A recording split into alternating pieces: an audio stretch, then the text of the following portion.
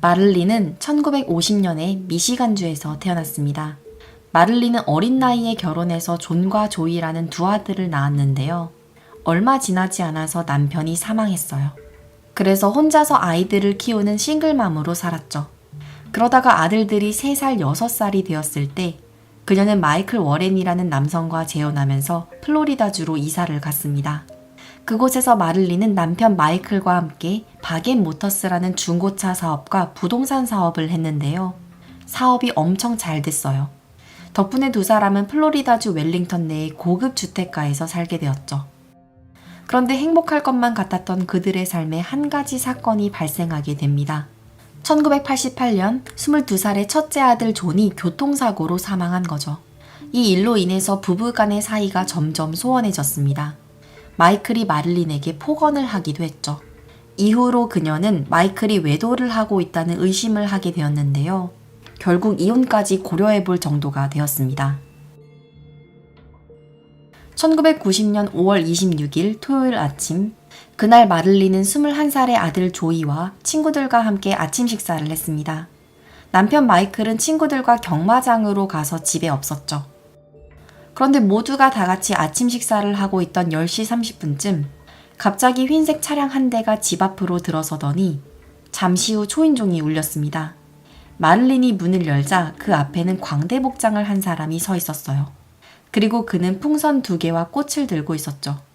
광대는 풍선과 꽃을 마를린에게 전해주었고 그녀가 정말 예쁘네요 라고 말하는 순간 총성이 울려 퍼졌습니다.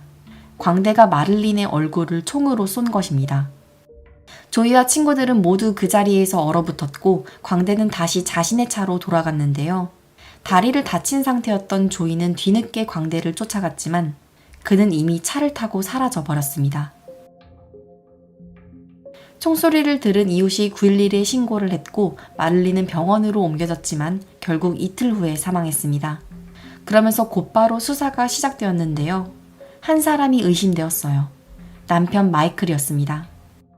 마를린은 항상 마이클이 바람을 피우고 있다고 의심하곤 했습니다. 사업체 대부분의 명의는 마를린 앞으로 되어 있었는데요. 이혼을 하는 것보다 만약 마를린이 사망한다면 마이클이 금전적으로 이득을 볼 만한 상황이었죠. 마를린은 자신의 둘째 아들 조이에게 만약 나에게 무슨 일이 생긴다면 네 아빠가 한 거야 라고 말하곤 했습니다. 마를린은 특이하게도 광대를 좋아했고 광대를 소재로 한 그림도 많이 그렸습니다. 이 사실을 잘 아는 사람도 남편 마이클이었죠. 하지만 사건 당일 그는 친구들과 경마장에 가고 있었으며 확실한 알리바이가 입증되어 있던 상황이었습니다.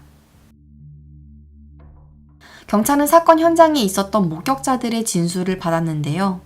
그 광대는 주황색 가발을 쓰고 있었고 빨간 코를 붙이고 하얀색으로 분장을 한 상태였습니다. 광대 옷을 입고 있었는데 키가 굉장히 컸죠. 하지만 문제는 현장에서 목격한 사람들 모두 광대의 분장 때문에 남자인지 여자인지조차 기억해내지 못했습니다. 또한 너무 순식간에 벌어진 일이라 경황이 없기도 했고요. 아들 조이는 자신이 봤을 때 광대가 남자였던 것으로 기억하고 갈색 눈을 가졌다고 진술했습니다. 그래도 다행인 점은 그 광대가 타고 간 차가 흰색 크라이슬러 르바론이라는 것만큼은 확실하게 기억했죠. 광대가 가져온 풍선 하나는 백설공주 그림이 그려져 있었습니다. 그리고 또 다른 풍선은 빨간색 하트 모양으로 당신은 최고예요 라고 적혀 있었는데요. 광대는 풍선과 꽃을 현장에 두고 갔기 때문에 일단 이 풍선과 꽃을 토대로 탐문 수사를 시작했습니다. 수사관들은 인근 상점을 조사하다가 광대가 가져온 풍선들이 이 지역에서 딱 한 곳에서만 판매된다는 사실을 확인했습니다. 그리고 그 꽃과 풍선들은 총격 발생 약 1시간 반 전에 갈색 머리를 가진 백인 여성이 구매했다는 것을 알아냈죠. 또한 광대 복장도 어디에서 샀는지 추적할 수 있었는데요. 웨스트 판비치의 한 옷가게에서 구매한 것이었어요. 사건이 발생하기 이틀 전 저녁, 점원들이 가게 문을 닫고 정리 중일 때 누군가가 문을 두드렸습니다. 점원들은 이미 영업 끝났으니까 내일 다시 오라고 했지만 그 사람은 정말 급하다며 옷을 구매하고 싶다고 계속 고집했기에 결국 문을 열어주었죠. 그는 광대 옷과 가발, 스펀지콜을 현금으로 구매했습니다. 그리고 얼굴 전체를 가려야 한다면서 하얀색 분장 세트를 달라고 요청했습니다. 점원들은 그 광대 복장을 구매한 사람이 갈색 머리와 갈색 눈을 가졌으며 키가 매우 큰 백인 여성이라고 증언했습니다. 또한 사건 발생 4일 후인 5월 30일 한 쇼핑센터 주차장에서 차량이 며칠째 방치되어 있다는 신고를 받고 출동했는데요. 그 차는 흰색 크라이슬러 르바론이었어요. 수사관들은 즉시 차량을 봉쇄하여 검사했고 차량 내부에서 가발로 추정되는 주황색 섬유와 갈색 머리카락이 나왔죠. 이 차를 조사했더니 2주 전에 도난 신고된 차량이었습니다. 목격자들은 그 광대가 남성이었다고 기억했는데 사건 정황상 범인은 갈색 머리를 가진 백인 여성으로 좁혀졌습니다. 그리고 이때 정말 중요한 익명의 제보가 들어왔는데요. 마이클의 불륜 상대인 쉴라를 조사해보라는 제보였습니다. 쉴라는 사건 당시 27살로 바겐 모터스에서 차량 압류를 담당하던 직원이었습니다. 쉴라는 결혼해서 아들도 있었지만 40살의 바겐 모터스 사장 마이클과 불륜 관계인 것이 회사 내에서 공공연한 비밀이었죠. 그들이 사무실에서 성관계하는 것을 한 직원이 목격한 적도 있었습니다. 그 당시 쉴라는 남편을 가정폭력으로 신고하고 집을 나와 아파트에서 별거 중이었는데요. 그 아파트의 월세를 마이클이 내주고 있었습니다. 마를린은 389경 권총에 맞아 사망했는데 쉴라가 항상 389경 총을 갖고 다닌다는 목격담이 있었죠. 하지만 마이클과 쉴라 두 사람 모두 관계를 부인했습니다. 수사관이 옷가게와 상점 주인들에게 쉴라의 사진을 보여주었는데요. 모두들 그녀가 맞다고 대답했죠. 또한 쉴라는 사건 당시 업무를 하느라 다른 지역에 있었다고 주장했지만 자신의 행적을 증명할 만한 구체적인 지역 주소나 증인을 제시하지 못했습니다. 따라서 수사관이 압수수색 영장을 받아 쉴라의 자택을 수색한 결과 그녀의 옷장에서 차에서 발견된 것과 비슷한 주황색 섬유를 찾아낼 수 있었죠. 하지만 당시는 90년도라서 DNA 분석 기술 초기 단계였고 지금처럼 발달하지 않았습니다. 또한 CCTV 역시 흔하지 않았기 때문에 쉴라가 범인이라는 결정적인 증거를 확보하지 못하면서 이 사건은 미궁으로 빠졌습니다. 이후 마이클은 약 10억 원가량 되는 사업체와 유산 대부분을 차지했습니다. 마를린의 친아들 조이는 정작 유산을 물려받지 못했죠. 조이는 기억이 나지 않는 아주 어린 시절부터 마이클을 아빠로 여기며 자랐기 때문에 이 과정에서 큰 정신적인 충격을 받았습니다. 마이클은 이후에 바겐 모터스 사업을 하면서 벌인 주행거리 조작, 절도, 사기 등의 혐의로 9년형을 선고받았는데요. 1997년에 출소했습니다. 그리고 출소함과 동시에 여자친구 데비와 함께 테네시주로 이주했죠. 그곳에서 퍼플카우라는 햄버거집을 운영하며 살았습니다. 2013년 DNA 기술이 발달하면서 전에 해결되지 못한 미제 사건들을 검토하기 시작했습니다. 그러면서 마를린 살인사건 또한 다시 재조명되기 시작했죠. 기자들은 마를린 사건을 재조사하면서 마이클을 추적하게 되는데요. 마이클의 근황을 확인했더니 그는 2002년에 데비라는 여자친구와 재혼을 한 상태였습니다. 또한 버거 가게를 접고 버지니아주로 이주하여 호숫가 근처에 보트 선착장이 딸린 거대한 저택에서 살고 있었죠. 퍼플카우에서 일했던 직원들은 마이클과 데비 부부가 굉장히 공격적인 성격을 가졌다고 평가하기도 했습니다. 또한 할로윈 때는 데비가 광대 복장을 하고 나타났다는 증언까지 있었죠. 그래서 데비라는 여성은 누구인가 확인하고 깜짝 놀랐는데요. 금발머리 데비의 정체는 쉴라였습니다. 쉴라는 머리를 금발로 염색하고 데비라는 가명을 쓰면서 마이클과 살고 있었던 것입니다. 한편 판비치 카운티 보안관 사무소는 미제 사건 재수사를 위해서 연방정부로부터 12만 5천 달러의 보조금을 받았습니다. 이로 인해서 마를린 사건의 수사가 재개되었고 90년대 이후로 발전한 DNA 검사 기술로 차에서 발견된 갈색 머리카락과 주황색 섬유를 분석할 수 있었죠. 그리고 확인한 결과 차에서 발견된 주황색 섬유는 쉴라의 옷장에서 나온 것과 일치했으며 갈색 머리카락 역시 쉴라의 DNA와 일치한다는 결과가 나왔습니다. 2017년 9월 26일 마이클과 쉴라가 버몬트주로 여행을 마치고 돌아오는 길이었는데요. 경찰은 그들이 탄 차를 멈추게 했고 그 자리에서 슐라를 1급 살인 혐의로 체포했습니다. 사건 발생 27년 만이었죠. 슐라는 체포 당시 경찰에게 제 남편도 체포할 건가요? 라고 물어보았습니다. 마이클은 슐라가 체포되는 것을 옆에서 지켜보았는데요. 마이클이 살인에 연루되었다는 직접적인 증거는 없었기에 그는 체포되지 않았습니다. 슐라는 무죄를 주장했습니다. 그녀의 변호인은 처음에 대부분의 목격자들이 광대가 남자라고 진술했기 때문에 용의자가 일치하지 않는다고 주장했습니다. 또한 수십 년간 보관된 증거물 봉투가 찢어지고 훼손되어 있었기에 오염되어 있을 가능성이 있다고 지적했죠. 검찰 측은 DNA라는 증거를 확보했지만 30년 가까이 되는 시간은 재판에 큰 부담으로 작용했습니다. 범행에 사용된 총기나 광대 의상 등은 끝내 발견되지 않았고 증거물 관리 부실 문제는 어쩌면 배심원단들에게 합리적 의심을 심어줄 만한 위험이 있는 상황이었습니다. 그러다가 재판이 개시되기 2주 전인 2023년 4월 25일 슐라가 검찰 측과 유죄 인정 협상을 했습니다. 1급 살인 대신 2급 살인으로 인정하면서 12년형을 선고받기로 합의했습니다. 당시 슐라는 약 6년째 모범적으로 복역 중이었는데요. 플로리다주에서는 수감자들의 모범적인 행동을 장려하기 위해서 별다른 사건 없이 복역하면 그만큼 형기를 감면해주는 감형제도가 있었습니다. 그래서 빠르면 2025년에 모범수로 석방될 것으로 예상됐죠. 하지만 슐라는 그보다 훨씬 더 빠르게 출소했습니다. 2024년 11월 슐라는 유죄 인정 거래를 한 지 18개월 만에 석방되었습니다. 12년형을 선고받았지만 교도소에서 복역한 지 약 7년 만에 출소한 것입니다. 마이클 역시 슐라의 무죄를 주장하며 혼인관계를 유지했고 그녀의 수감 생활을 기다려 주었습니다. 또한 마이클은 슐라가 살인을 저지르지 않았지만 구금 생활을 하던 그녀가 너무 힘들어했기에 빠르고 신속한 석방을 위해서 유죄 인정 협상을 한 것이라고 주장했습니다.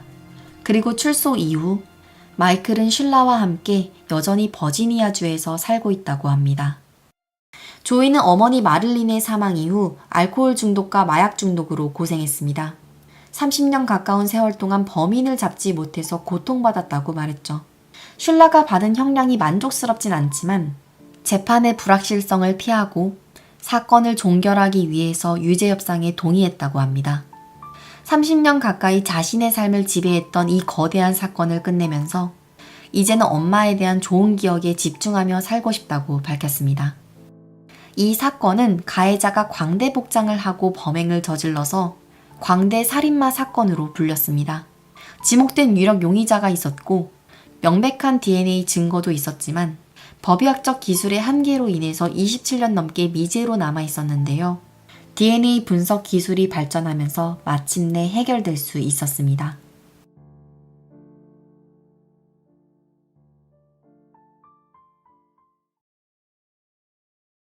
(1982년 1월 6일) 미국 콜로라도주에서는 심한 눈보라로 인해서 날씨가 좋지 않았습니다. 그때 보안관 해롤드는 유나이티드 항공 비행기에 타고 있었는데요. 창밖을 바라보다가 산속에서 불빛이 계속 깜빡깜빡 거리는 것을 발견했습니다. 도대체 저게 뭔가 싶어서 자세히 바라봤더니 그건 모스부호였습니다. 누군가가 불빛을 이용해서 SOS 조난 신호를 보내고 있던 거였습니다. 그래서 보안관 해롤드는 비행기 기장에게 이 사실을 알렸습니다. 즉시 구조대가 출동했고 산길에서 눈더미에 갇힌 트럭 운전사를 발견했는데요. 그 남성은 30살의 앨런 필립스였습니다. 갑자기 눈이 너무 많이 내려서 산길 한가운데에 갇혀버리자 트럭의 헤드라이트를 이용해 조난 신호를 보낸 것입니다. 당시 기온은 영하 25도였기 때문에 그는 자칫하면 죽을 수도 있는 상황이었습니다. 하지만 운 좋게도 보안관이 비행기 창문으로 그 신호를 알아채면서 극적으로 구조된 것입니다. 그렇게 한 남자가 극적으로 목숨을 구한 그날 마을에서 2명의 여성이 하루 만에 동시에 실종되는 사건이 벌어집니다. 첫 번째로 실종된 여성은 21살의 아네트인데요. 그녀는 브레켄리츠라는 인구 1200명의 작은 마을에서 살았습니다.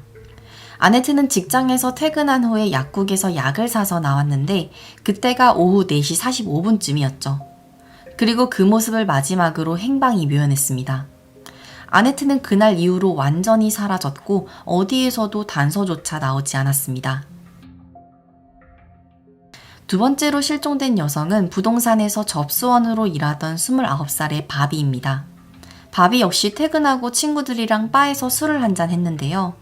원래는 밤늦게까지 놀려고 했지만 눈보라가 몰아칠 예정이라는 소식을 듣게 됩니다. 그래서 바비는 오후 6시 20분쯤 남편 제프에게 전화 걸어서 친구들이랑 술 먹고 일찍 집으로 돌아가겠다고 했는데요. 밤 12시가 다 되어 가는데도 바비는 집으로 돌아오지 않았죠.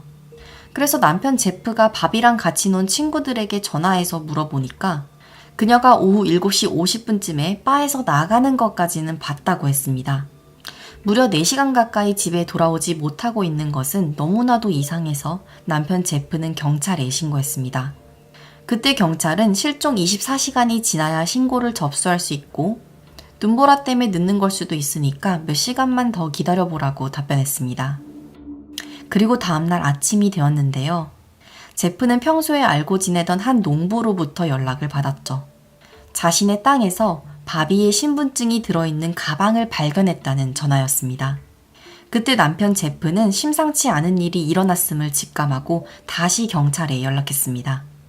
경찰들이 그 농부의 땅 근처를 수색하면서 피로 물든 바비의 장갑과 티슈까지 발견했습니다.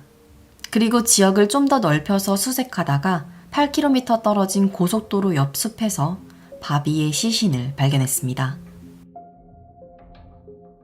검시관이 확인해 본 결과 바비의 몸에 성폭행의 흔적은 없었습니다.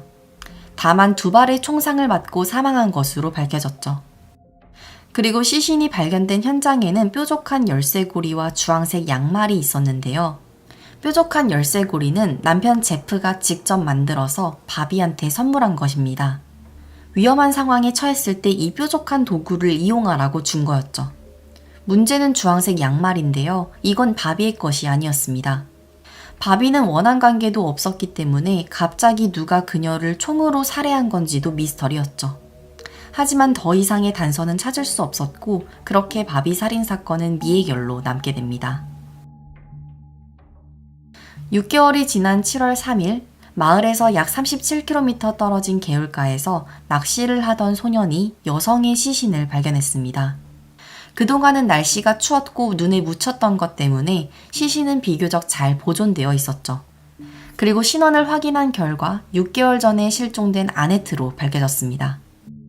검시를 해보니 아네트는 성폭행을 당한 흔적이 있었습니다. 그리고 그녀는 내리막길을 향해 달려가다가 등에 총을 맞아 사망한 것으로 확인되었죠. 또 한 가지 특이점이 있었는데요. 왼쪽 발에만 주황색 양말이 신겨져 있었습니다.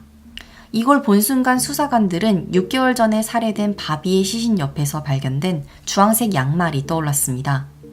또한 총상을 확인한 결과 아네트가 맞은 총은 바비가 맞은 총과 같은 것이라는 사실이 밝혀지면서 두 여성이 한 사람에게 살해되었을 것으로 추정했죠.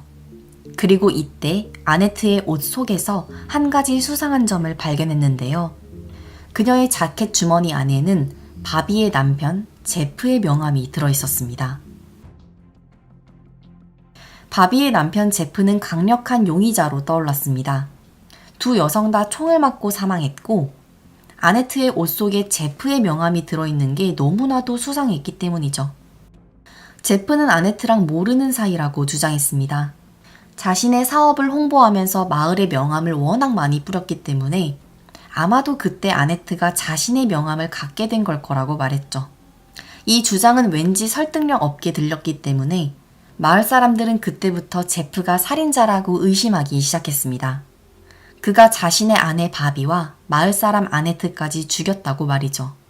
제프는 억울함을 호소하면서 수사에 적극적으로 협조했고 거짓말 탐지기도 2번이나 통과했기 때문에 용의선상에서 제외되었는데요. 결정적으로 제프가 용의선상에서 제외된 이유가 있습니다. 바비의 장갑과 아네트의 몸에서 발견된 DNA 감식 결과 제프와 일치하지 않았죠. 그래서 결국 범인을 찾지 못하고 미해결로 남았는데요. 제프는 계속해서 마을 사람들에게 살인마로 의심받으며 살았습니다. 콜로라도주의 작은 마을에서 발생한 2건의 살인사건은 결국 오랜 기간 미제로 남았습니다. 그러다가 약 40년의 세월이 흐른 2020년에 형사 웬디가 이 사건을 담당하면서 전환점을 맞게 되죠. 웬디 형사는 유전자 개보학에 대해서 알게 되는데요. 유전자 개보학은 가계도를 이용해서 DNA를 추적하는 방식입니다. 이 방식을 이용해서 신원을 확인한 결과 필립스라는 성을 가진 집안의 DNA와 유사하다는 사실을 밝혀냅니다. 그 중에서도 브루스 필립스와 앨런 필립스 두 사람과 상당히 유사했죠. 그런데 브루스 필립스는 콜로라도주에서 산 적이 없었습니다. 앨런 필립스는 한평생을 콜로라도주에서 살았고 특히 두 여성이 살해된 마을 외곽에서 살았기 때문에 그가 의심스러웠습니다. 앨런 필립스는 당시 70살로 3번 결혼해서 2명의 아들과 딸을 두었습니다. 그는 수십 년 동안 광산에서 일하다가 현재는 자신만의 정비소를 운영하고 있었죠. 또한 1973년에 히치하이킹을 하던 한 여성을 자신의 차에 태운 다음 폭행 및 강도를 한 혐의로 6개월을 복역한 전과가 있다는 사실을 알게 되면서 그는 강력한 용의자로 떠올랐습니다. 그래서 앨런 필립스의 DNA를 조사하려고 했는데요. 그의 DNA 샘플을 몰래 수집하려고 했지만 그는 자신이 사용한 쓰레기를 절대로 집 밖에 내놓지 않았습니다. 무려 5주 동안 그를 감시했지만 그가 도대체 쓰레기를 어떻게 처리하는지 알 수 없었죠. 그러다가 기회가 생기는데요. 2021년 1월 그가 패스트푸드 드라이브스루에서 햄버거를 사고 나왔습니다. 그리고 우체국에 들렀다가 우체국 쓰레기통에 다 먹은 햄버거 봉지를 버렸죠. 수사관은 그 햄버거 봉지를 회수했고 거기에서 나온 타액의 DNA를 조사한 결과 바비와 아네트 살인사건의 용의자와 일치했습니다. 따라서 수사관은 사건 발생 40년 만에 앨런 필립스를 체포할 수 있었습니다. 사건의 전말은 이랬습니다. 40년 전인 1982년 그날 오후 앨런 필립스는 약국에서 약을 사고 나온 아네트가 히치하이킹을 시도하는 걸 보게 됩니다. 지금은 히치하이킹을 한다는 게 좀 이상하게 들리겠지만 그 마을은 인구 1200명 정도의 작은 마을이었기 때문에 서로 한 달이 걸쳐서 아는 사이라서 태워주는 게 일반적이었다고 합니다. 앨런 필립스는 흔쾌히 아네트를 태워준 다음 외딴 곳으로 데려가서 성폭행했는데요. 그때 아네트가 도망가려고 하자 등 뒤에 총을 쏴서 살해한 것으로 밝혀졌죠. 그리고 아네트의 시신을 강가에 유기했습니다. 이 당시 아네트가 도망갈 때 실수로 양말 한 짝을 그의 트럭에 두고 내렸던 게 그대로 남아 있었는데요. 앨런 필립스는 약 3시간이 지난 저녁 8시쯤에 집으로 돌아가려는 바비 역시 자신의 트럭에 태워줍니다. 그때 바비는 자신을 성폭행하려는 그를 상대로 처절하게 싸웠죠. 앨런 필립스는 도망치려는 바비 역시 총으로 쏴서 살해했는데요. 그 과정에서 우연히도 아네트의 양말 한 짝이 바비랑 같이 트럭 밖으로 딸려 나왔던 거죠. 이 양말은 바비의 시신 옆에서 발견되었습니다. 그러면서 앨런이 두 여성을 모두 살해했다는 사실을 밝히는데 중요한 단서가 되었습니다. 그리고 더 놀라운 사실이 밝혀지는데요. 그가 40년 전에 아네트와 바비를 살해하고 도망가려다가 갑자기 내린 폭설로 인해 산속에 고립된 것으로 밝혀졌습니다. 그때 그는 트럭의 헤드라이트를 이용해서 구조 신호를 보냈는데 우연히도 보안관이 비행기 창문으로 보게 되면서 극적으로 구조된 것이었죠. 그때 앨런 필립스의 오른쪽 눈 위에는 날카로운 것에 찔린 듯한 상처가 있었습니다. 구조대원들이 어떻게 된 일이냐고 묻자 그는 트럭에 부딪혀서 생긴 거라고 변명했죠. 하지만 사실은 바비가 그에게 저항하면서 남편이 준 열쇠고리의 뾰족한 부분을 이용해서 맞서 싸우다가 그의 얼굴에 상처를 입힌 것으로 밝혀졌습니다. 앨런 필립스는 2건의 1급 살인, 납치, 폭행 등의 혐의로 가석방 없는 종신형을 선고받았습니다. 그는 체포되었을 때 깜짝 놀라하는 반응을 보였죠.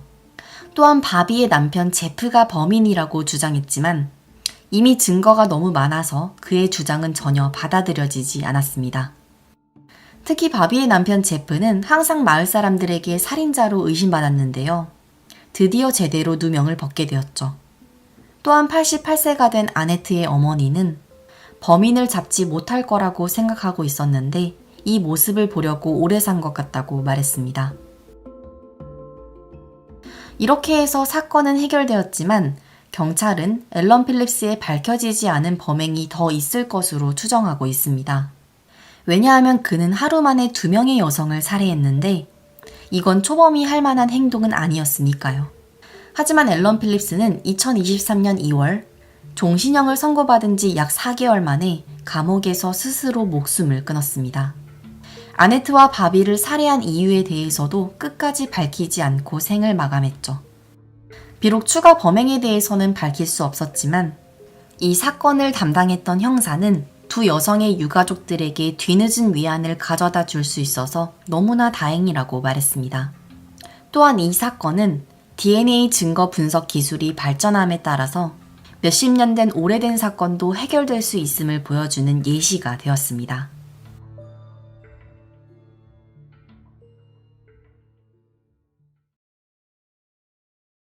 2005년 9월 13일 텍사스주 러버계 한 쓰레기 매립지에서 근로자가 여행 가방을 발견했습니다. 그 여행 가방은 거의 새 것처럼 보였고 안에 내용물이 들어있는 것 같아서 호기심에 열어봤는데요. 시신을 발견하고 깜짝 놀라 즉시 경찰에 신고했습니다. 가방 내부에는 한 여성의 시신이 들어있었습니다. 검시관이 확인해보니 그 여성이 사망한 지 24시간도 지나지 않은 상태였죠. 또한 임신한 지 10주차였습니다. 여성은 나체 상태였고 발목에는 썸머라고 문신이 새겨져 있었습니다. 지문 분석 결과 그녀는 매춘 혐의로 체포된 전과가 있던 29살의 서머 볼드윈으로 확인되었습니다. 검시관은 서머의 사망 원인을 확인했는데요. 그녀의 몸에는 폭행과 강간을 당한 흔적이 있었습니다. 그리고 목을 조른 액살흔이 있었지만 이게 주요 원인이 아니었습니다. 너무나도 충격적인 사실은 목이 졸려서가 아니라 좁은 가방 안에서 질식해서 사망한 것으로 판명되었습니다. 도대체 누가 이렇게 잔인하고 끔찍하게 한 여성을 살해한 걸까요? 서머는 4명의 자녀를 두었고 성매매를 하며 살아가던 여성이었습니다. 수사관들은 서머의 직업 때문에 처음에는 살인범을 찾기 쉽지 않을 거라고 판단했습니다. 또한 가방 내부에는 시신 외에 어떠한 물건도 없었죠. 그래서 추적할 수 있는 유일한 단서는 가방뿐이었는데요.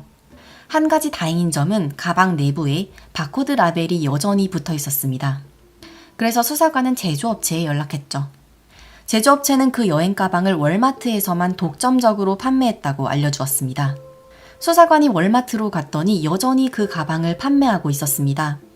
그리고 최근 며칠 동안 딱 2명만 그 가방을 구매한 것을 확인했죠. 한 명은 여성이었고 또 다른 사람은 히스패닉계 남성이었습니다. 수사관은 즉시 여성을 용의선상에서 제외했습니다. 왜냐하면 히스패닉계 남성이 굉장히 수상했기 때문이죠. 짧은 머리를 하고 녹색 셔츠를 입은 이 남성은 새벽 3시 반에 월마트로 왔는데요. 그는 캐리어와 라텍스 장갑을 구매했기 때문에 굉장히 수상했습니다. 그리고 그 남성은 카드로 결제했죠. 그래서 그 카드의 명의자를 확인해보니 25살의 로센도 로드리게스였습니다.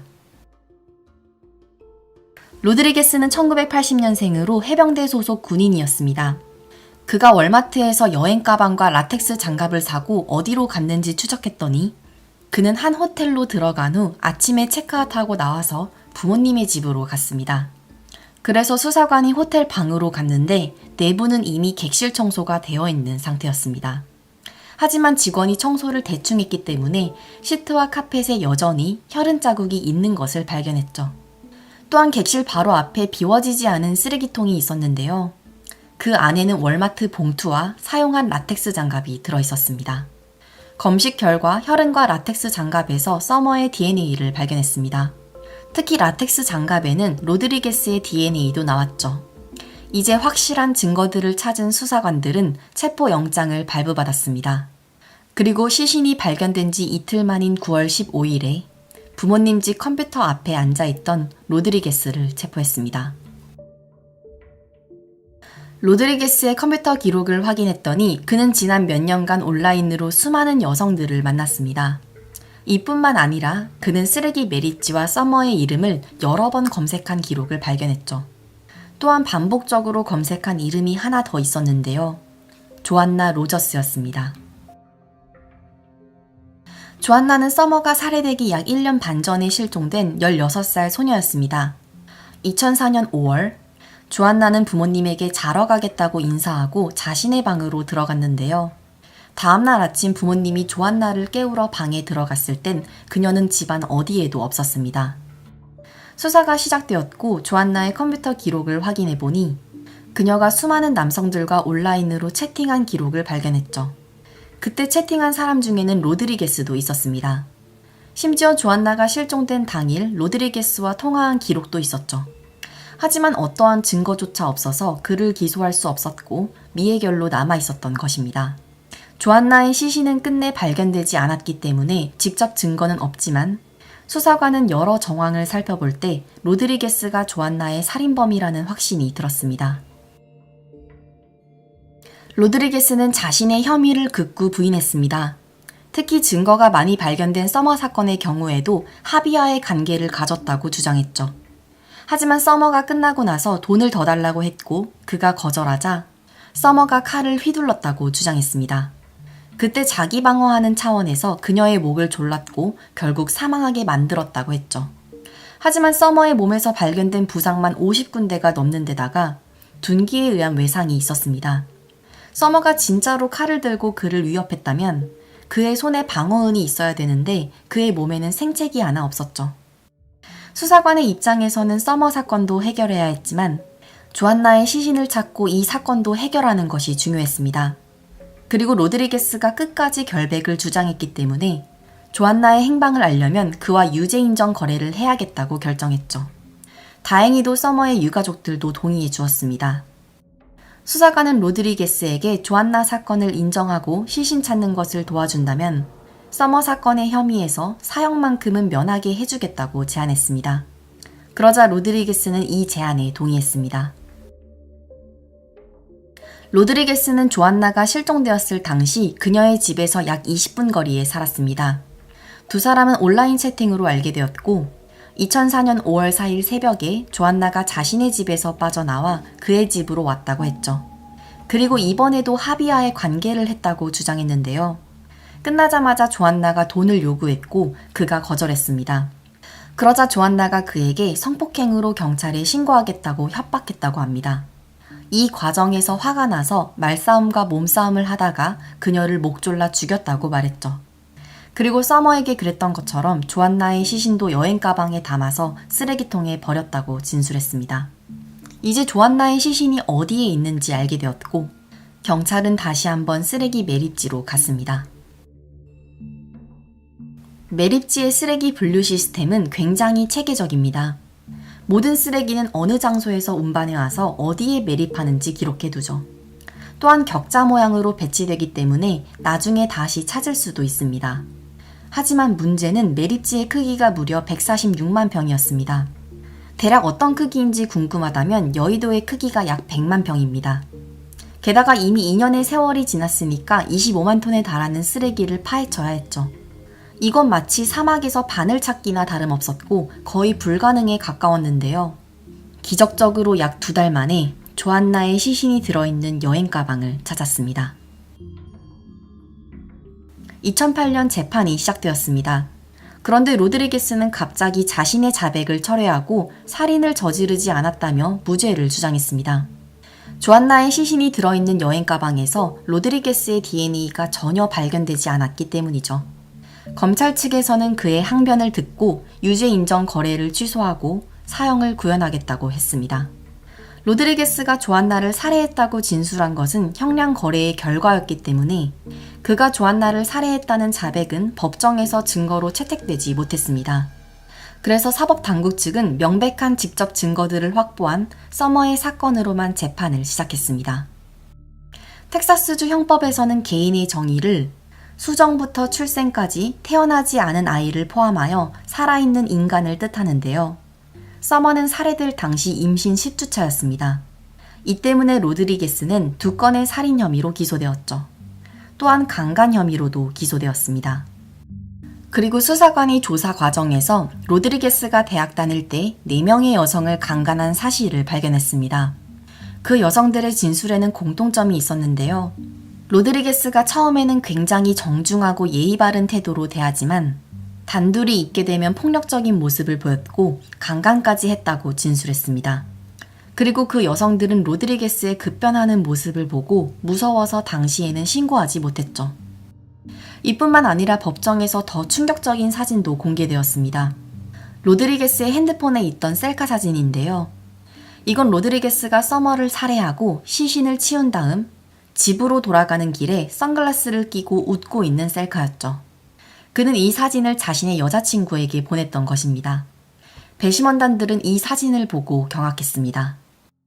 배심원단은 로드리게스가 과거부터 수많은 성범죄를 저지른 전력과 임신한 여성을 살해한 점, 그리고 여행 가방에 넣어서 질식시킨 점 등 그의 범죄의 재질이 굉장히 나쁘다고 판단했습니다. 그래서 약 2시간 반의 심의 끝에 사형을 선고했습니다. 그는 2017년에 항소를 했지만 기각되었습니다. 그는 끝까지 피해자들에게 단 한마디의 사과조차 하지 않았으며 사형제 폐지를 주장했죠. 그러다가 그는 결국 2018년 3월 27일 38살의 나이로 주사형으로 처형되었습니다. 비록 조안나 살해 혐의로 그를 기소할 순 없었지만 그가 맘을 바꿔 무죄를 주장하고 형량 거래를 취소한 덕분에 오히려 그에게 사형 선고를 내릴 수 있었습니다. 그냥 그대로 조안나를 살해했다고 인정했다면 종신형을 받았겠죠.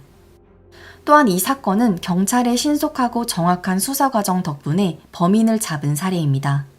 이 덕분에 미해결된 조안나 사건까지 해결했으며 조안나의 시신을 유가족들에게 돌려줄 수 있었고 정의 실현이라는 결말까지 낼 수 있었던 사건입니다.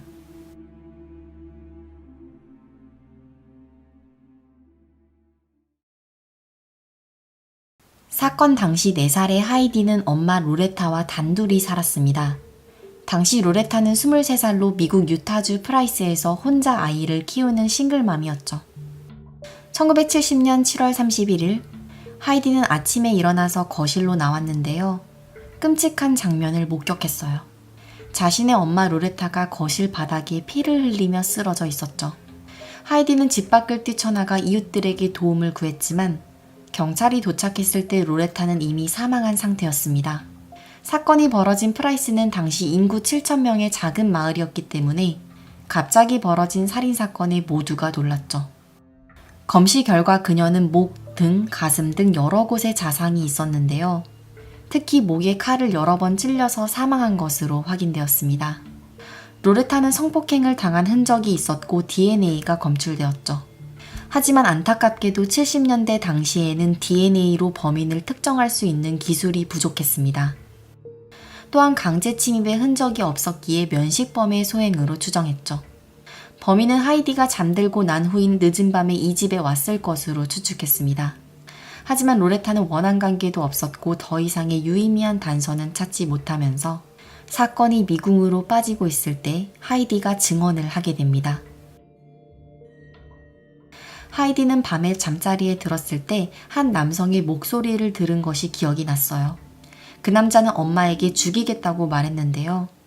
그 목소리를 가만히 떠올려 보니 엄마가 평소에 알고 지내던 톰인 것 같았죠. 수사관들은 톰이라는 남성이 누구인지 확인하기 위해서 로레타의 일기장을 확인했습니다. 그리고 그녀가 사망하기 약 2달 전부터 톰 에글리라는 남성과 사귀는 사이였다는 걸 알게 돼요. 또한 톰이 그녀의 사망 당일에 집에 방문했던 것도 확인했습니다. 게다가 더 소름 돋는 사실을 알게 되는데요.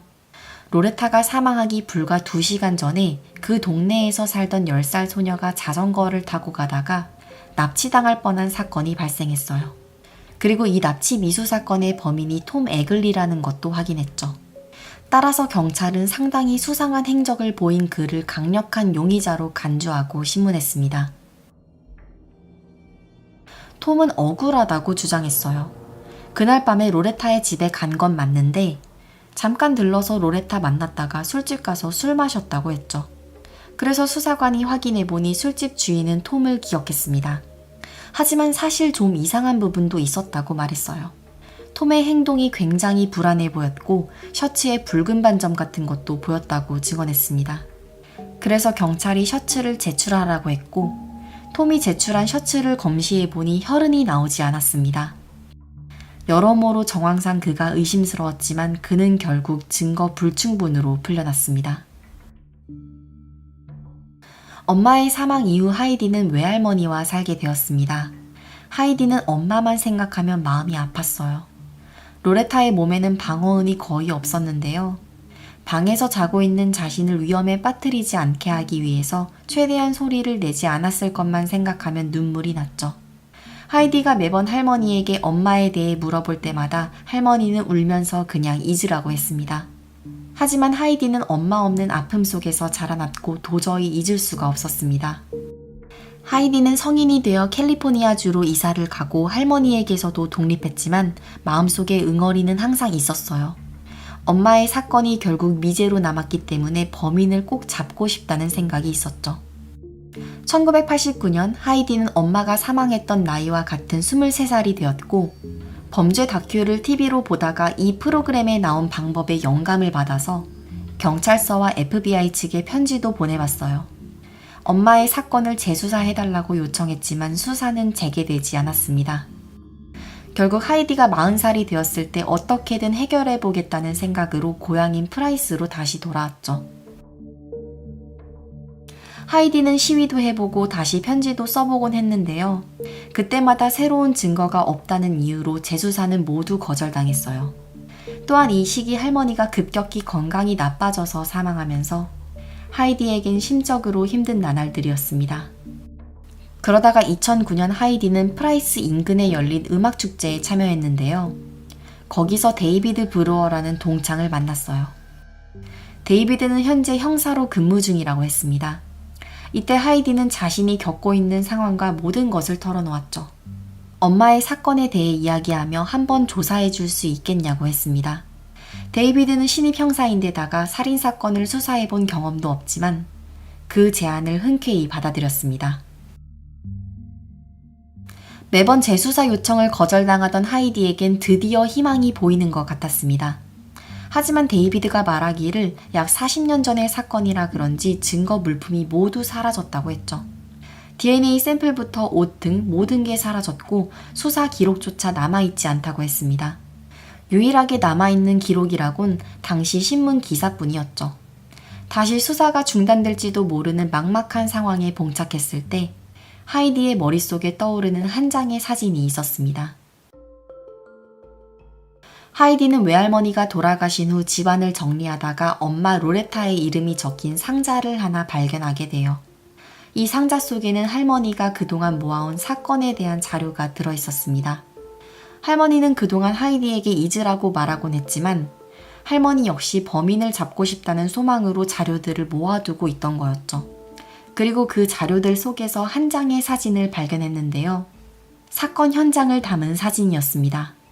바닥에는 로레타의 피가 묻어 있고 문간에 서 있는 하이디의 모습이 찍혀 있었죠. 도대체 왜 엄마가 돌아가신 곳에서 이런 사진을 찍었는지 이유는 알 수 없지만 이건 유일하게 범죄 현장을 담은 사진이었습니다.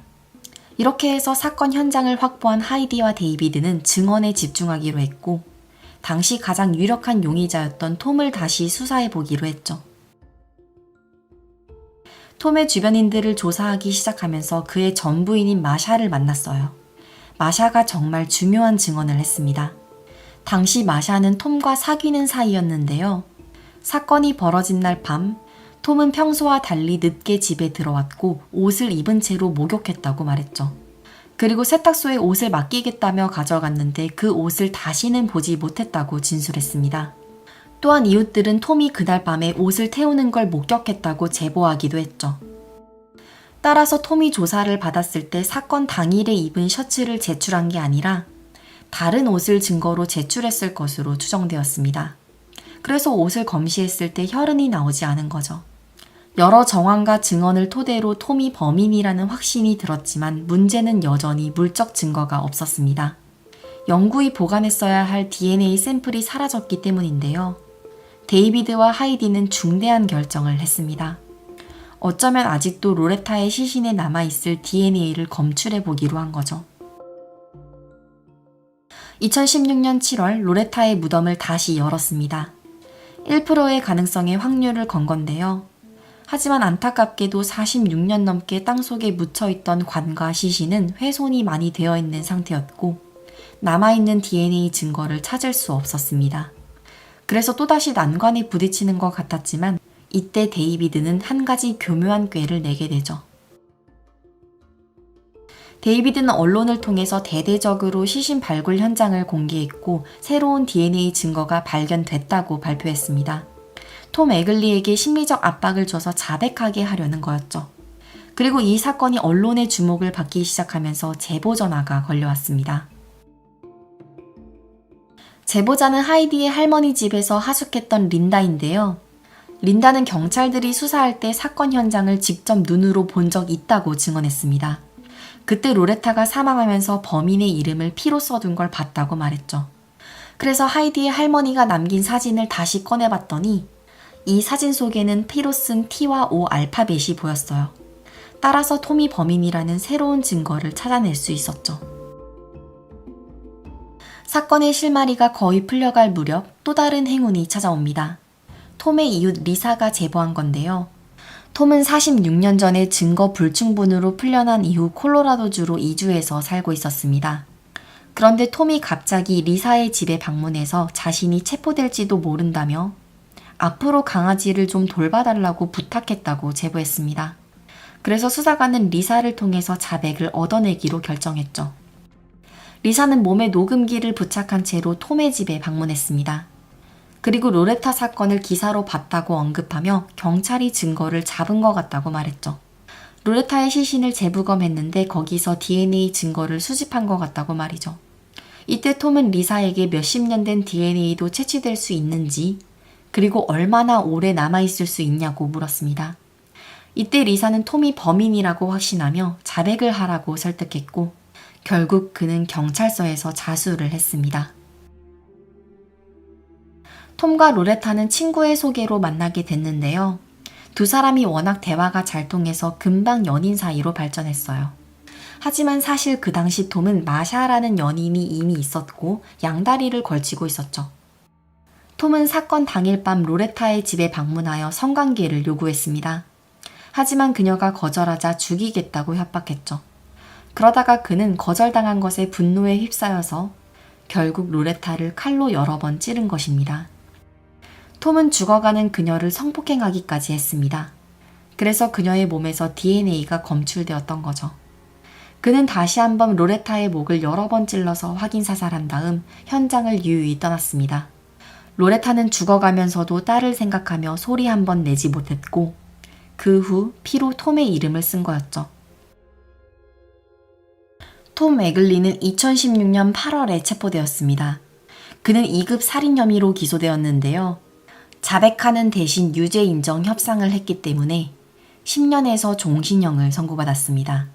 사건의 잔혹성을 생각하면 턱없이 낮은 형량이지만 76살의 그에게는 사실상 종신형이나 다름없고 사건을 해결한 것에 의미를 두기로 했죠.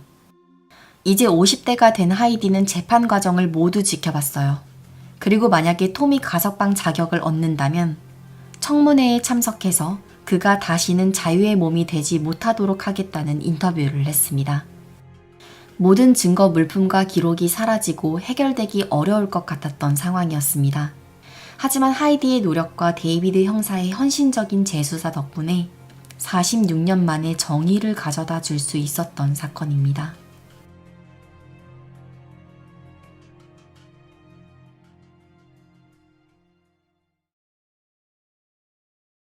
로버트 더스트는 1943년에 뉴욕에서 태어나고 자랐습니다.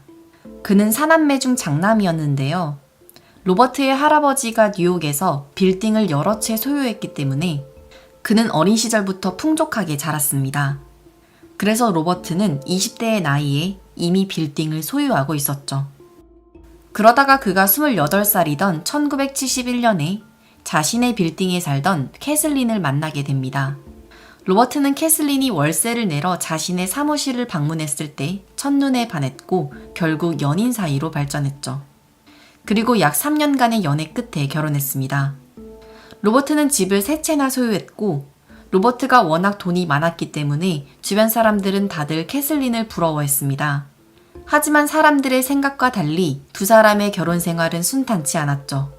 왜냐하면 로버트가 캐슬린 몰래 바람을 피우거나 그녀를 폭행했기 때문입니다. 게다가 두 사람이 결혼 생활을 하는 도중 아이가 생겼는데요. 캐슬린은 아이를 낳기를 원했지만 로버트가 지우라고 강요했죠. 이 일로 두 사람의 사이는 더욱 소원해졌고 캐슬린은 이혼을 준비하고 있었습니다. 그런데 1982년 갑자기 캐슬린이 실종됩니다. 실종 당시 캐슬린은 의대를 다니던 학생이었습니다. 한 학기만 끝나면 졸업하고 자신의 꿈이었던 소아과 의사가 될 일만 남았죠. 1982년 1월 31일 일요일 밤, 캐슬린은 친구들과 함께 파티 중이었는데요. 집으로 돌아오라는 남편의 연락을 받게 됩니다. 그때 그녀는 뭔가를 직감했는지 친구에게 이렇게 말했죠. 내 남편이 나한테 뭔 짓을 할지 몰라서 무서우니까 만약 나한테 무슨 일이 생긴다면 꼭 확인해줘 라고 말했죠. 그리고 이 모습을 마지막으로 그녀를 본 사람은 아무도 없었습니다. 그러다가 5일 후 로버트가 아내 캐슬린의 실종 신고를 했습니다. 로버트는 사건 당일 아내를 잠깐 만났다가 그녀를 기차역에 데려다 주었는데 그 이후로는 보지 못했다고 진술했죠. 부동산 재벌의 아내가 실종되자 언론의 관심을 받았고 경찰은 즉시 수사에 착수했습니다. 그리고 캐슬린의 실종 사건을 조사하는 과정에서 경찰은 즉시 로버트를 강력한 용의자로 의심하게 되죠. 왜냐하면 캐슬린을 마지막으로 본 유일한 목격자가 로버트였습니다. 또한 아내가 실종됐는데도 5일이나 지나서 실종 신고를 한 것이 이상했습니다. 로버트는 집이 세 채이기 때문에 아내를 며칠 동안 보지 못하는 경우가 많다고 진술했지만 경찰 측은 수상하게 여겼죠. 게다가 그는 거짓 진술을 했는데요. 아내를 기차역에 데려다 주고 자신은 이웃집 부부와 술을 마셨다고 했지만 이웃집 부부는 로버트와 술을 마신 적이 없다고 했습니다. 무엇보다도 그 당시에 캐슬린은 로버트와 이혼을 준비하고 있었습니다. 그래서 만약 이혼한다면 로버트가 캐슬린에게 막대한 재산을 분할해야 했기 때문에 로버트에게는 충분한 살해 동기가 있었죠. 이뿐만 아니라 로버트는 아내가 실종되고 불과 며칠 후에 캐슬린의 의대 서적을 포함한 모든 물건을 쓰레기통에 버렸는데요. 아내가 실종된 사람의 행동으로 보기에는 상당히 수상한 행동이죠. 따라서 수사관뿐만 아니라 많은 사람들이 로버트를 수상하게 여겼지만 문제는 심증만 있을 뿐 물증이 전혀 없었습니다. 캐슬린의 시신이 어디에서도 발견되지 않았고 목격자나 증거도 없었죠. 이렇게 많은 의심 정황에도 불구하고 명확한 증거가 없어서 로버트는 수사망을 빠져나갔고 캐슬린 실종 사건은 결국 미해결로 남게 됩니다. 캐슬린이 실종되고 약 17년의 세월이 지난 2000년 12월 24일 로버트의 친한 친구였던 수잔이 살해당한 채 발견되었습니다. LA에 있는 자신의 자택에서 머리 뒤쪽에 총상을 맞고 사망한 채로 발견된 건데요. 경찰은 면식범의 소행으로 추측했습니다. 왜냐하면 집안에는 강제 침입의 흔적이 전혀 없었기 때문이죠. 게다가 피해자였던 수잔은 평소에 편집증이 있는 걸로 유명했습니다. 안전에 항상 조심하고 문이나 창문을 잘 잠갔는지 확인하는 습관이 있었다고 하는데요. 부검 결과 그녀는 불과 2.5cm 거리에서 뒤통수에 대놓고 총을 맞았기 때문에 수잔이 뒤를 돌았을 때 범인이 총을 쏜 것으로 추측했습니다. 경찰은 즉시 강력한 용의자로 이번에도 로버트를 의심했습니다. 왜냐하면 캐슬린이 실종되었을 때 많은 사람들이 로버트를 수상하게 여겼지만 그때 친구 수잔이 적극적으로 도와줬죠. 수잔은 기자였고 자신의 언론 경력을 살려서 로버트가 실종된 아내를 기다리는 안타까운 남자로 포장해 주었습니다. 그런데 수잔이 살해당했던 2000년 당시에 경찰이 캐슬린 실종 사건을 재수사하고 있었는데요. 수자는 경찰에게 진술을 하기로 약속이 되어 있던 상황이었습니다. 따라서 캐슬린의 실종에 대해서 뭔가를 알고 있었을 수잔을 입막음하기 위해서 로버트가 수잔을 살해했을 것으로 추정했지만 이번에도 증거가 없었기 때문에 로버트는 체포되지 않았고 법망을 빠져나갔죠. 그리고 한순간에 잠적해버렸습니다. 수잔이 살해되고 약 9개월 후인 2001년 9월 30일, 이번에는 텍사스주 갤버스턴에서 토막살인 사건이 발생합니다. 한 아파트의 쓰레기통에 머리를 제외한 토막난 몸통들이 발견된 것이죠. 신원 확인 결과 피해자는 71살의 모리스로 확인되었습니다. 모리스는 평소에 이웃들과 전혀 교류하지 않았고 가까운 가족이나 친구도 없었기 때문에 범인을 특정하기가 어려웠는데요. 그의 시신이 발견된 쓰레기통에서 아주 결정적인 단서를 발견합니다. 그것은 바로 안과 진료 확인서였죠. 그 확인서에 써져 있는 이름은 잠적해버렸던 로버트였습니다. 따라서 경찰은 안과 근처에 잠복해 있다가 로버트가 안과에 다시 방문했을 때 체포했습니다. 로버트가 몰래 숨어 살던 집은 피해자 모리스의 옆집이었습니다. 그리고 로버트의 집안에서 모리스의 혈흔을 발견했죠. 또한 그의 차 안에서 모리스의 신분증과 범행에 사용되었던 활톱도 발견했습니다. 심지어 그는 자신의 머리와 눈썹을 밀고 여장까지 해서 정체를 숨기며 살았던 것으로 확인되었습니다. 따라서 수사관은 로버트가 모리스의 신분을 빼앗기 위해서 그를 죽였을 거라고 추측했죠. 재판이 시작되자 로버트는 자신의 재력을 이용해서 초호화 변호인단을 꾸렸습니다. 그리고 정당방위를 주장했죠. 로버트의 주장에 따르면 그는 평소에 모리스와 교류하고 지냈는데요. 어느 날 산책 갔다가 집에 들어오니 모리스가 자신의 집에 있었다고 합니다. 그리고 그가 먼저 자신을 총으로 위협했다고 주장했죠. 그래서 몸싸움을 하다가 실수로 모리스의 코를 쏴서 죽였다고 말하며 직접 몸싸움을 재현하기까지 했습니다. 시신을 토막낸 이유에 대해서는 사람들이 자신의 말을 믿어줄 것 같지 않아서 시신을 숨기기 위해서 그랬다고 주장했습니다. 이번만큼은 명백하게 증거들도 있고 무엇보다도 토막 살인 사건이기 때문에 사람들은 그가 드디어 죗값을 치를 거라고 기대했는데요. 배심원단은 그에게 무죄를 선고했습니다. 모리스의 머리를 포함한 다른 시신 부분이 발견되지 않아서 그가 어떻게 죽었는지를 밝혀내지 못했습니다. 따라서 로버트의 정당방위 주장에 손을 들어주었고 그는 무죄로 풀려났습니다. 이렇게 수많은 정황 증거에도 불구하고 로버트가 무려 3번이나 법망을 피해 나가자 많은 논란이 일어났습니다. 그리고 이때 로버트에 대해 깊은 관심을 보인 사람이 있었는데요. 앤드류 제러키라는 영화 감독이었죠. 앤드류는 로버트의 사건들을 토대로 올 굿 에브리싱이라는 영화를 만들었습니다. 또한 여기서 멈추지 않고 로버트에 관한 다큐까지 제작하기로 결심했죠. 그리고 다큐 제작 소식이 대중들에게 알려지자 로버트가 먼저 앤드류에게 연락을 했습니다. 로버트는 앤드류의 영화를 봤고 그가 다큐를 만든다는 소식을 듣고 관심을 보였습니다. 그리고 오히려 자신이 인터뷰를 해주겠다고 제안했죠. 심지어 아내 캐슬린이 실종되었을 당시 자신이 모은 자료까지 제공하는 등 적극적으로 촬영에 임했습니다. 로버트의 변호사들은 절대로 인터뷰를 하지 말라고 말렸지만 로버트는 자신에 관한 모든 의심들을 끝내고 싶어 했죠. 그리고 변호사들의 우려와는 달리 인터뷰는 성공적으로 잘 끝났습니다. 그런데 모든 촬영이 끝나고 앤드류 감독은 인터뷰 영상을 편집하다가 깜짝 놀라게 됩니다. 로버트가 인터뷰 끝나고 나서 무선 마이크를 착용한 채로 화장실에 갔었는데요. 그때 그는 혼잣말로 자신의 살인을 고백한 것입니다. I'm having difficulty with the question. What the hell did I do? Kill them all. Of course. 앤드류는 음성을 들은 즉시 경찰에 신고했습니다. 로버트는 농담이었다고 주장했습니다. 앤드류 감독이 하도 황당한 질문을 해대서 비꼬려고 했던 것이고 자신의 허락 없이 녹취된 음성은 증거로 사용할 수 없다고 말했죠. 하지만 사법당국 측은 로버트가 먼저 인터뷰에 동의했기 때문에 증거로 효력이 있다고 인정했습니다.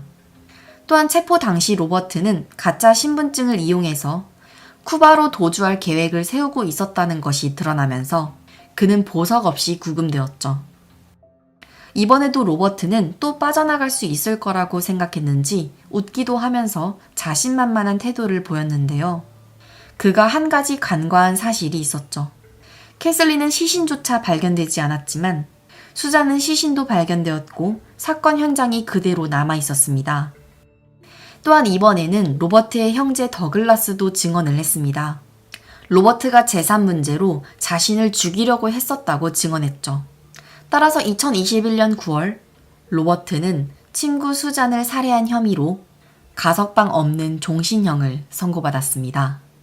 하지만 그는 불과 3개월 후 그의 나이 78살에 심장마비로 사망했습니다. 아내, 친구, 이웃까지 무려 3사람을 죽이고도 수십 년 동안 법망을 피해 도망다녔던 로버트에게 마침내 유죄 판결을 내릴 수 있었지만 완전한 정의가 실현된 것은 아닙니다. 그는 녹취로 인해서 수잔 살해 혐의만 인정받은 것이고 모리스 사건은 여전히 정당방위로 무죄가 유지되었죠. 또한 캐슬린 실종 사건은 그녀의 시신이나 어떠한 증거가 여전히 발견되지 않고 있기 때문에 로버트는 기소조차 되지 않았습니다. 경찰은 로버트가 여장을 하거나 가짜 신분증을 사용하는 등 미국 전역을 돌아다녔기 때문에 추가 범행이 있을 것으로 추정하고 있습니다. 버몬트, 텍사스, 캘리포니아주 등 그가 거주했던 동네에서 최소 3건 이상의 실종 사건이 있었고 경찰은 이 실종 사건들이 로버트와 연관이 있을 것으로 추정하고 있죠. 이 사건들 역시 캐슬린 실종 사건과 함께 여전히 미제 사건으로 남아있지만 언젠가는 정의가 실현되기를 바라며 진실을 찾기 위해 경찰이 여전히 수사하고 있는 사건입니다.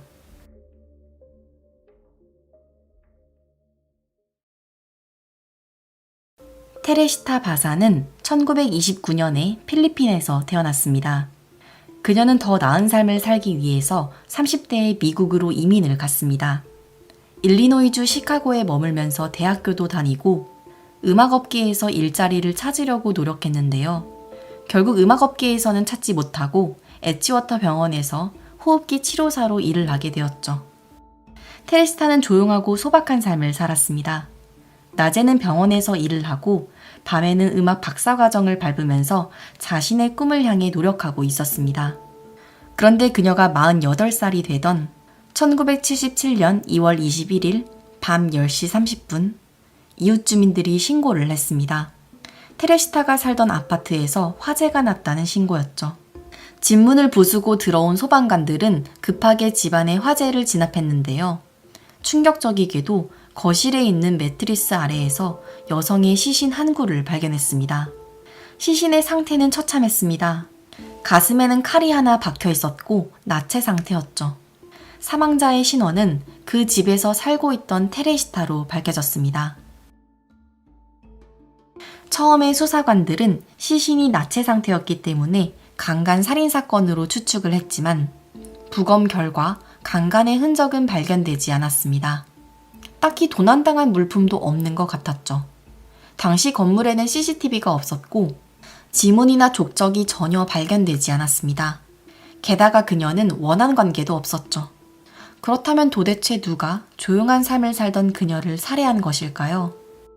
다행스럽게도 화재가 많이 번지지 않았고 불에 탄 부분은 시신이 발견된 거실에만 국한되어 있었습니다. 그래서 수사관들은 다른 방에서라도 어떻게든 증거를 찾기 위해서 노력했는데요. 수사관들은 테이블 위에서 AS를 위해 극장 티켓 사기라고 적혀있는 종이 쪽지를 발견했죠. 이것은 그녀가 직접 손글씨로 쓴 것이었습니다.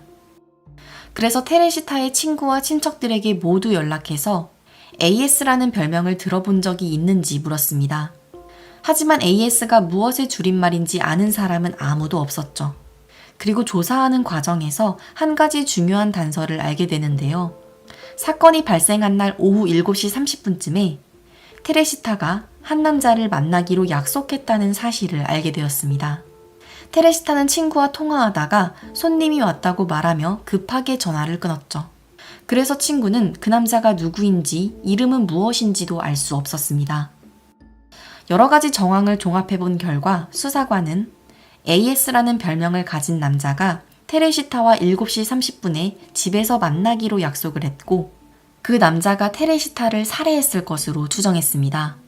그래서 계속 수사를 이어나갔지만 더 이상의 단서는 찾지 못하면서 결국 이 사건은 수사가 진전되지 못하고 미궁으로 빠지게 됩니다. 수사에 난항을 겪은 지 6개월째 되던 어느 날 경찰서로 한 통의 전화가 걸려왔습니다. 전화를 건 사람은 호세라는 남자였는데요. 호세는 조금 미친 얘기처럼 들리겠지만 자신의 아내 레미에게 죽은 테레시타의 영혼이 들어왔었다고 말했습니다. 호세의 아내 레미는 테레시타와 같은 병원에서 일했습니다. 두 사람은 필리핀 출신 이민자라는 공통점으로 가깝게 지냈다고 합니다. 그러다가 레미는 테레시타가 살해당했다는 소식을 듣고 너무나도 슬프고 놀랐습니다. 그런데 어느 날부터 레미에게 이상한 일이 일어났는데요. 테레시타의 환영을 보게 된 것입니다. 레미는 일하다가 휴게실에서 잠시 낮잠을 잤을 때 테레시타의 영혼이 슬픈 얼굴로 빤히 자신을 쳐다보는 일을 여러 번 겪었습니다. 그러다가 어느 순간부터는 레미는 빙의가 되었다고 했습니다. 레미는 필리핀 현지어인 따갈로그 말을 잘 못하는 사람이었는데요. 잠꼬대로 따갈로그 말을 할 수 있게 되었죠. 하지만 레미가 잠에서 깨어나면 자신이 무슨 행동을 했는지 전혀 기억도 못했다고 말했습니다. 호세는 매일 밤 잠자는 아내의 모습을 지켜보면서 이상하다는 생각이 들어서 하루는 말을 걸어봤는데요. 당신은 누구냐고 했더니 아내는 테레시타라고 대답을 했습니다. 호세는 원하는 게 뭐냐고 물었습니다. 그러자 아내는 테레시타의 목소리로 도와달라고 했죠. 자신을 살해한 남자가 아직도 이 근처에 있다며 범인은 앨런이라고 말했죠. 그리고 아내는 가슴에 통증을 느끼며 곧바로 잠에서 깨어났고 자신이 무슨 말을 했는지 기억도 못했습니다. 그렇지만 호세는 이 모든 일을 겪고도 경찰에 신고하지 않았습니다. 일단 호세는 앨런이라는 사람이 누구인지도 모르고 앨런이 테레시타를 살해했다는 증거도 없었습니다. 죽은 사람에게 빙의가 되었다는 말을 누가 믿어주겠어요? 그냥 자신의 아내가 악몽을 꿨나 보다 생각하고 넘어갔죠. 그런데 며칠 후 또다시 아내는 테레시타의 목소리로 왜 경찰에 신고하지 않았냐고 말했습니다. 그러자 호세는 증거가 없기 때문에 경찰에 신고할 수 없었다고 대답했죠. 아내는 테레시타의 목소리로 다시 한번 대답했습니다. 자신이 착용하고 있던 모든 주얼리를 앨런이 가져갔다고 말했죠. 그리고 앨런이 반지와 목걸이를 여자친구에게 선물했다고 하면서 그건 엄마가 자신에게 물려준 거라고 굉장히 원통해했죠. 여기까지 듣게 되자 호세는 결국 경찰에 신고한 것입니다. 수사관들은 호세의 이런 제보를 믿을 수 없었습니다. 전혀 과학적이지 않은 데다가 오히려 호세가 범인인데 수사를 방해하려고 이런 증언을 한 게 아닌가 의심했습니다. 그런데 조셉이라는 형사가 호세의 이야기를 진지하게 들어주었는데요. 어차피 지금 어떠한 단서도 없는 상황에서 일단 한번 믿어보기로 결심했습니다. 그래서 형사 조셉은 테레시타가 일하던 병원에 찾아가서 앨런이라는 사람이 있는지 먼저 확인했는데요. 그녀와 같은 부서에서 기술자로 일을 하던 앨런 쇼월이라는 남성을 찾아냈습니다. 그의 이름은 테레시타의 메모 속에 적혀있던 AS의 줄임말과 완전히 일치했죠. 그리고 테레시타의 병원 동료들과 대화를 하면서 앨런이 테레시타의 TV를 고쳐주기로 했다는 사실을 알게 됩니다. 또한 그의 이름을 조회한 결과 강도 및 성폭행 전과가 있는 것도 확인했습니다. 경찰은 앨런을 조사했습니다. 하지만 그는 테레시타의 집에 가본 적도 없고 사건이 일어났던 날 밤 여자친구랑 있었다고 증언했죠. 경찰은 직장 동료들에게 들었는데 사건이 일어났던 날 밤에 테레시타의 TV를 고쳐주기로 하지 않았냐고 반문하자 앨런은 그제야 집에 갔다는 사실을 인정했습니다. 그렇지만 연장을 가지고 오지 않아서 TV를 고칠 수 없다는 사실을 알고 바로 그 집을 나와 여자친구의 집으로 갔다고 말했습니다. 그리고 여자친구 집 전기가 고장났기 때문에 그걸 고쳐주느라 그날 밤을 보냈다고 했죠. 앨런이 그날 밤 테레시타의 집에 계속 머물렀다는 뚜렷한 증거가 없었기 때문에 경찰은 결국 그를 풀어줄 수밖에 없었습니다. 하지만 수사관은 여기에서 포기하지 않았습니다. 이번에는 앨런의 여자친구 집으로 갔죠. 앨런이 전기를 고쳐준 적이 있냐고 물었을 때 앨런의 여자친구는 집안에 전기가 고장난 적이 한 번도 없다고 대답했습니다. 그래서 이번에는 앨런한테 반지나 목걸이를 받은 적이 있냐고 물었는데요. 사건이 일어났던 2월에 앨런이 뒤늦은 크리스마스 선물이라며 반지와 목걸이 등의 보석을 줬다고 증언했습니다. 경찰은 반지와 목걸이를 테레시타의 사촌과 친구들에게 보여줬고 그녀가 평소에 차고 다니던 것이라는 사실이 확인되었습니다. 그래서 경찰은 이 반지와 목걸이를 증거로 다시 한번 앨런을 신문하면서 결국 그는 자백을 했습니다. 앨런은 집세가 밀리는 등 평소에 금전적인 문제로 어려움을 겪고 있었다고 진술했습니다. 그러다가 직장 동료 테레시타가 돈이 좀 있다는 사실을 알게 되었죠. 그런데 마침 테레시타가 자신의 집 TV를 고쳐줄 수 있냐고 제안했습니다. 그래서 앨런은 이 제안을 수락했고 집안에 들어서자마자 그녀의 목을 조르고 칼로 찔러서 살해한 것입니다. 그리고 그녀가 차고 있던 반지와 목걸이를 가져가고 집안에 있던 $30를 챙겼습니다. 또한 강간 살인으로 수사에 혼선을 주기 위해서 일부러 그녀를 나체 상태로 만든 다음 시신 위에 매트리스를 쌓고 불을 지르고 떠났다고 자백했죠. 겨우 주얼리 몇 개와 하나 약 4만 원 돈을 훔치기 위해 사람까지 죽인 앨런은 결국 체포되었습니다. 테레시타가 살해된 지 약 2년째가 되던 1979년에 재판이 열렸는데요. 막상 재판이 시작되자 앨런은 테레시타를 죽이지 않았다며 경찰의 압박 때문에 거짓 진술을 했다고 말했습니다. 앨런의 변호사도 누군가의 환각 때문에 체포되는 것은 말이 안 된다고 주장했죠. 또한 사법당국 측에서도 영혼에 빙의되었다는 진술을 받아들이기 어려웠기 때문에 첫 번째 재판은 배심원단들이 합의를 포기하고 끝났습니다. 하지만 반지와 목걸이 등이 너무나도 명백한 증거였기 때문에 한 달 후 열린 두 번째 재판에서 앨런은 결국 살인죄를 인정하며 14년형을 선고받았습니다. 앨런은 교도소에 수감되었지만 1983년 7월에 모범수로 4년 만에 풀려났습니다. 그리고 뉴욕에서 살고 있다는 소식만 알려지고 그 이후의 근황은 대중에게 알려지지 않았죠. 테레시타에 빙의되었던 레미도 이 사건이 해결된 이후로 더 이상은 환영이 보이지 않는다고 말했습니다. 일부 사람들은 레미가 테레시타에 대한 여러 가지 비밀들을 알고 있었지만 진술하기 어려워서 영혼 핑계를 댄 것이 아니냐는 반응도 있었습니다. 정말로 영혼이 있을지 진실이 무엇인지는 알 수 없지만 이 사건은 무덤의 목소리라는 책으로도 출판되었으며 여러 가지 매체를 통해 소개되면서 굉장히 유명한 사건으로 남았습니다.